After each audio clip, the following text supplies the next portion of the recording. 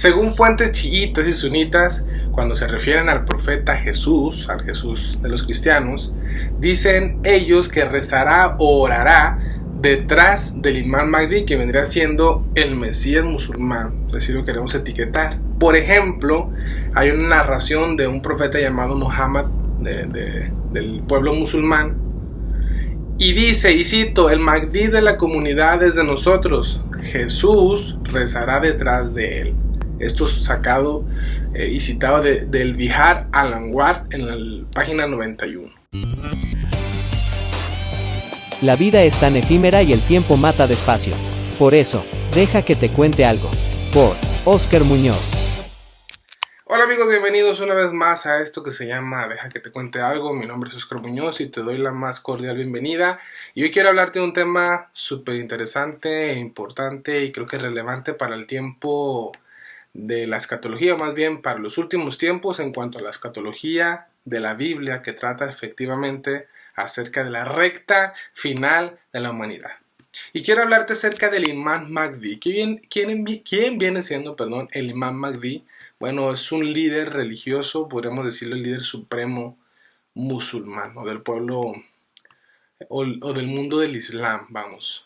Y el líder supremo actual, ojo que el Imam Mahdi viene siendo una profecía, un hombre que vendría siendo el líder supremo, religioso, por supuesto, y quizás político del pueblo musulmán. Deben de saber ustedes que allá en el Medio Oriente, sobre todo en Irán, Irak y naciones árabes, no se gobierna como por ejemplo acá en Occidente, en Latinoamérica o en Estados Unidos, Canadá y demás. Porque aquí el Estado viene siendo pues la máxima autoridad. Por ejemplo, aquí en México el presidente de la República Mexicana, ¿no? El líder político viene siendo el líder que representa a toda una nación. Bueno, allá es diferente. Bueno, también quiero agregar que Benito Juárez fue el que quitó o separó el Estado de la religión, ¿sí?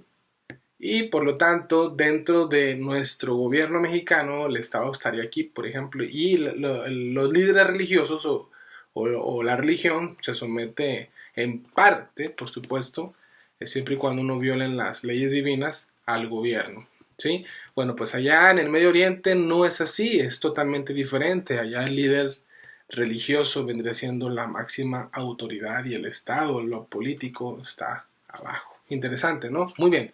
Entonces comentamos esto porque el principal líder supremo de Irán dijo, ahora que cumplieran pues un aniversario, o cumplían aniversario de la nación de Irán, que anteriormente tenía nombre de Persia, o de los persas, dice, así le llaman el Ayatolá Ali Jamenei, y dice, y cito, esperamos que el 1400 sea un año bendecido para la nación iraní. Aquí un paréntesis, 1400 para ellos, ¿verdad? Creo que están en 1402 actualmente, o 1403. Ellos así lo ven desde su calendario, que están en ese año. Y cito y sigo diciendo, que sea un año bendecido para la nación iraní y el Imam Mahdi muestre su gracia hacia esta nación en el futuro como en el pasado. Dijo el líder supremo. Esto, si no mal recuerdo, lo tuiteó. Y de ahí sacamos esta info. Bien, entonces, ¿el Imam Mahdi qué significa? El Imam Mahdi, bueno, básicamente es esto. El Imam Mahdi viene de la palabra imam en árabe, que significa adelantado, y Mahdi o Mahdi, el guiado, podríamos decirlo, el guiado adelantado el adelantado, que guía. Hay un teólogo musulmán que es argentino y dice él, y cito, él se llama Sheikh Abdul Karim Paz, y dice él, en la tradición islámica, el reino de justicia en la tierra va a ser coronado por la presencia del Imam Mahdi o del Imam Mahdi y de Jesús. Dice, ambos ejercerán el liderazgo del pueblo musulmán. Estos dos líderes religiosos van a ser figuras, o son figuras para los últimos tiempos en la literatura profética, si así lo queremos llamar, del pueblo musulmán. Ellos dicen que vendrá al final de los tiempos Jesús, no sabiendo nadie, solo Dios, y que según los dichos de los imames, vendrá acompañado por Jesús y de María. Previamente ya existido otros imam, pero hay uno en especial, podríamos decirlo como pequeño, no, más bien líderes significativos, por supuesto, para el pueblo o para el Islam o los musulmanes, para el pueblo árabe, pero hay uno principal. Por ejemplo, Moisés vendría siendo como, si así para entenderlo, ¿no? Como un imam, pero Jesús es el imam Mahdi. Entonces se entiende, ¿no? A lo que me refiero. Bueno, ellos dicen que solamente Dios va a saber cuando Jesús se presente. Y que según los dichos de los imames cuando se presente, el imam Mahdi, la gente no va a saber, se supone, en los finales de los tiempos, solo Dios va a saber y va a aparecer junto o acompañado, más bien, por Jesús, el Hijo de María. Qué interesante, ¿no? Hay un pasaje del Corán, capítulo 3, que dice, ellos no creen, que según el Corán, en el capítulo 3, que Jesús sea el Hijo de Dios. Porque en este capítulo el Corán enseña, para Dios Jesús es semejante a Adán, a quien creó de la tierra y a quien dijo sé y fue. Jesús es visto para ellos entonces como un maestro, un guía para la gente. Para el Islam entonces Jesús es un representante de Dios. Ojo con eso, su palabra es la palabra divina y su orden es la orden de Dios, según ellos creen.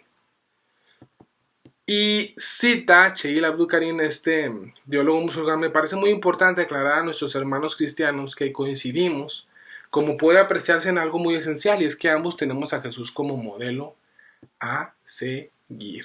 Ojo con eso, chicos, porque son datos o información muy interesante, porque en Mateo 24, mira, voy a ir para allá rápido aquí aprovechando que tengo en la pantalla. En Mateo 24 es uno de los pasajes más conocidos por el tema de los tiempos del fin y de la segunda venida de Jesús. Aquí los discípulos se encontraban, los apóstoles, con su maestro, y estaban visitando el templo, que era pues una maravilla en construcción. Cualquier arquitecto se quedaría asombrado por semejante arquitectura o semejante construcción. Y dice en el versículo 1, y cito en el capítulo 24, cuando Jesús salió del templo y se acercaron sus discípulos para mostrarle los edificios del templo. Respondiendo él les dijo, ¿ven todo esto? De cierto les digo que no va a quedar aquí piedra sobre piedra que no sea derribada. Jesús está profetizando la destrucción, los cimientos sacudidos, por así decirlo, por un pueblo. Y esto está Jesús citando a Daniel. Interesante, Daniel, si no me recuerdo, capítulo 9, donde el profeta Daniel habla de la abominación desoladora. Pero antes de que se manifieste va a haber una destrucción, el segundo templo. Hará cesar el sacrificio y la ofrenda, bla, bla, bla. Vamos a leerlo, miren, en el capítulo 9, vamos para allá, ahorita seguimos con... Porque cuando Jesús hablaba, no es que se estuviera inventando algo. Obviamente él es el Mesías, por supuesto. Sin embargo, Jesús estaba sujeto también a las profecías de los profetas, porque, bueno, pues obviamente el Espíritu Santo inspiró las Sagradas Escrituras y Jesús igual citaba las Escrituras, y aquí no es la excepción porque cita a Daniel. Aquí Daniel en el capítulo 9 tiene una explicación acerca de 70 semanas, también llamada las 70 semanas de Daniel, donde les dice Gabriel, un mensajero principal de Dios, el ángel Gabriel, que se le revela a Daniel, se le revela a María, creo que también a los papás de Juan el Bautista, les da un anuncio. Entonces, por lo menos Miguel y Gabriel son los únicos nombres de ángeles y de arcángeles que aparecen en las Sagradas Escrituras. Y luego dice esta profecía que en la primera semana, en las primeras 7 semanas iba a haber la reedificación de los muros del pueblo de Israel. En este caso dice que en tiempos angustiosos, en el versículo 25, y que se iba a reconstruir o edificar la plaza principal, y que después de esto,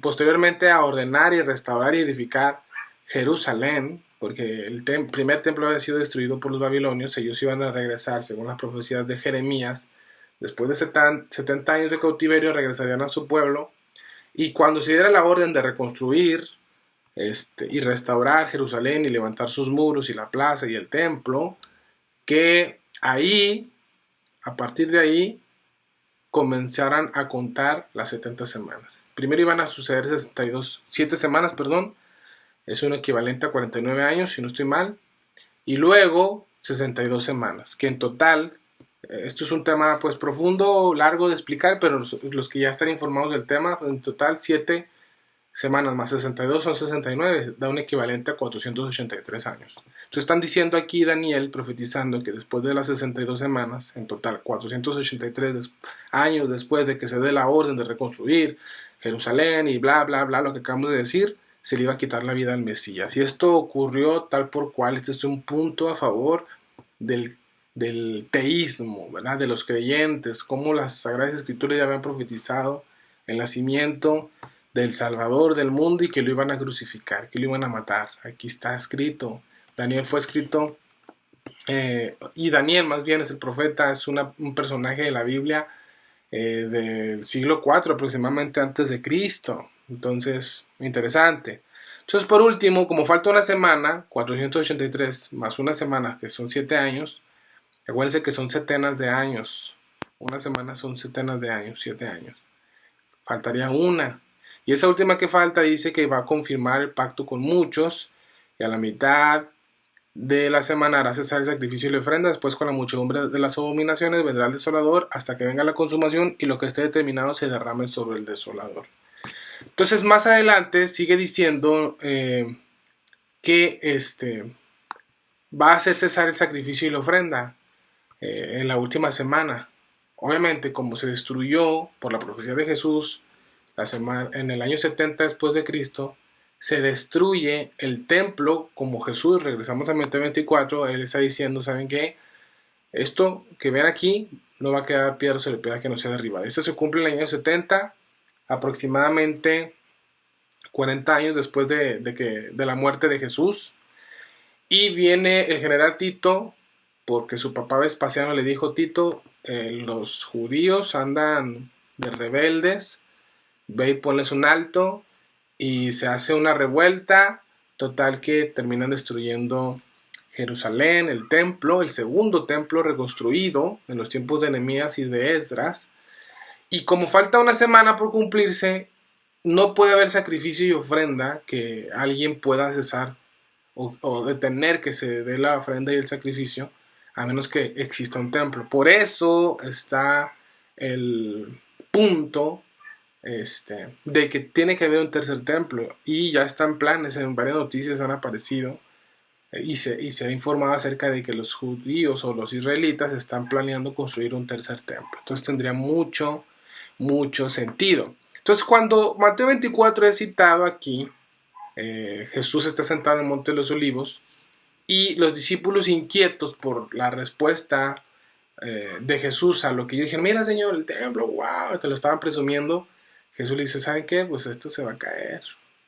Piedra sobre piedra que no sea derribada. Aquí esto va a suceder. Y ellos así turbados, entendiendo que se refería al final del siglo, o más bien a cuando sea el fin del mundo. Ellos estaban bien informados por los profetas acerca de lo que era el día de Jehová, o el día de la ira, o el tiempo de angustia para Jacob, que entendemos nosotros que es la última semana de Daniel.